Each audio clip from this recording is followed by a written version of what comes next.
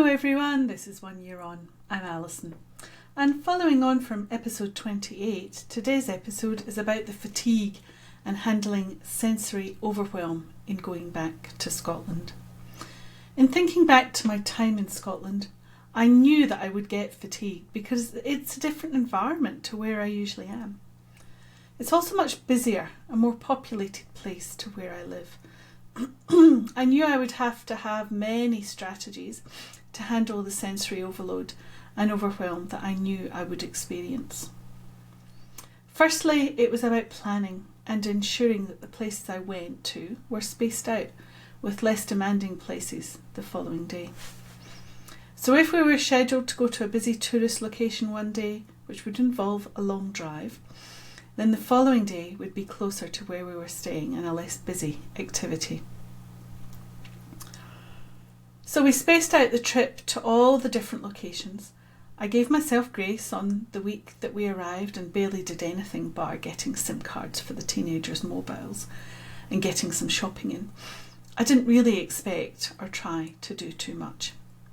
There were times when I knew I had to be around a large amount of people or in a busy place, and depending on where it was, I wore my earplugs and took myself away from the hubbub if it all got too much. I remember in one location taking myself away from the melee and hiding up in the attic and just laying down. I was quite happy to be there, resting. It allowed me to rebalance. There were other times that I found the driving too much. I stopped the car wherever we were and rested. Actually, before the stroke, I've done that when I was tired. On a 38-degree day driving solo to Melbourne, about 7 or 8 hours of driving, I had to stop the car and keep the engine running to keep the air conditioning functional and have a sleep. Or it was a power nap, to be more accurate. Very sensible, even if I do say so myself. That day, donkeys years ago, I saw an accident not long after I returned to the road, and if I'd still been driving while still fatigued, it may have been me in that accident. So in Scotland, I pulled over to the side of the road or in a car park or somewhere and had a power nap. It just boosted me up enough to get through the next part of the trip.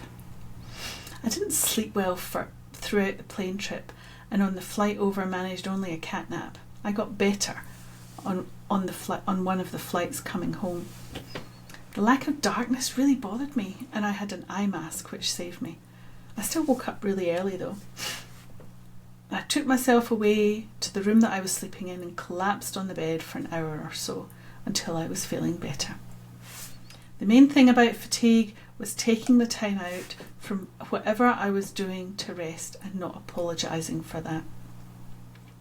Sensory overwhelm was more about earplugs when I had to and limiting my time of exposure to the noise, the brightness or the smells.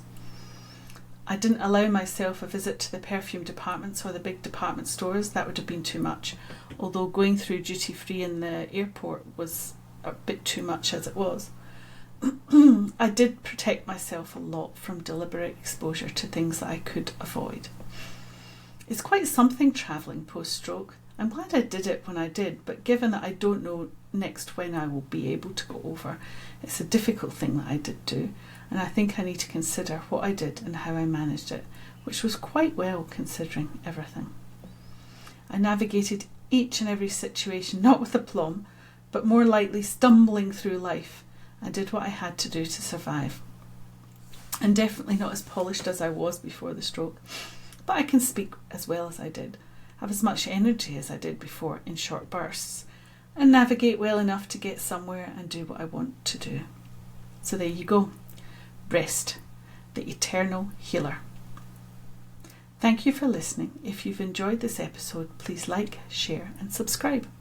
I will be back next time to talk about my approach to coping during this trip.